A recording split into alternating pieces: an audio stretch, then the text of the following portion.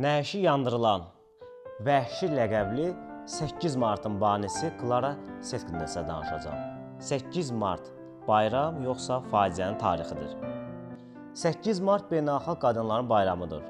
8 Mart əslində fəhlə qadınların daha yaxşı iş şəraiti tələbi ilə başlatdığı hüquqi mübarizənin başlanğıc tarixi olsa da, tüm dünyanın qadınları bunu bayram kimi qeyd edir. 1857-ci il mart ayının 8-də Amerika Birləşmiş Ştatları New York şəhərində 40 min toxucu fəhlə daha yaxşı iş şəraiti tələbi ilə tekstil fabrikində tətil edib.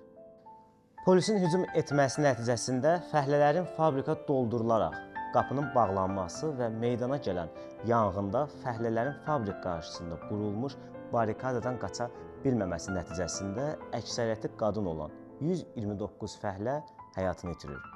Fəhlələrin dəfn mərasimində 10 mindən çox insan iştirak edir. 1910-cu il 26-27 avqust tarixində 1857-ci il hadisələrindən düz 52 il sonra Danimarkanın Kopenhagen şəhərində keçirilən qurultayında 1857-ci il mart ayının 8-də New Yorkda başlayan mübarizəni və qadın hüquqlarının genişləndirilməsi və qadın həmrəyliyin simvolu olaraq Klara Setkin adlı bir Alman sosialist qadın hər il mart ayının 8-də Dünya Qadınların Gününün olmasına bağlı təklif irəli sürür və təklif tez bir zamanda qəbul edilir. Günün ideyasının müəllifi olan bu xanım inqilab ideyalarının qorunmasında kompromisə getməməsinə və sərt xasiyyətinə görə vəhşi Klara ləqəbli alınıb.